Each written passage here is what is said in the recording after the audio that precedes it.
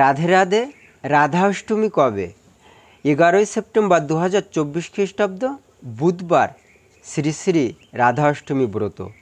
আপনি যদি এই ব্রতটি পালন করতে পারেন তাহলে আপনি 1,00,000 একাদশী ব্রতের ফল লাভ করতে পারবেন।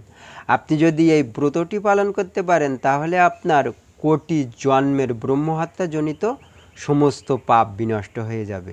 কিন্তু আপনি যদি এই ব্রতটি পালন না করেন তাহলে আপনাকে শত কোটি কল্প ধরে নরকের যন্ত্রণা ভোগ করতে হবে। এমনটাই পদ্মপুরাণের ব্রহ্মখণ্ডের 7ম অধ্যায়ে বলা হয়েছে। তো এদিন শ্রীমতী রাধারানীর আবির্ভাব লীলা আদি আস্বাদন করতে হয়। শ্রীমতী রাধারানী ভাদ্র মাসের শুক্লপক্ষের অষ্টমী তিথিতে অনুরাধা নক্ষত্রে আবির্ভূত হন। যেহেতু তিনি মধ্যাহ্নকালে আবির্ভূত হন সেহেতু মধ্যাহ্নকালে অভিষেক করতে হয় এবং পরের দিন যথাসময়ে পালন করতে হয়। পরের দিন সকাল 5টা 55 থেকে 10টা 1-এর মধ্যে পালন কার্যটি সম্পাদন করবেন।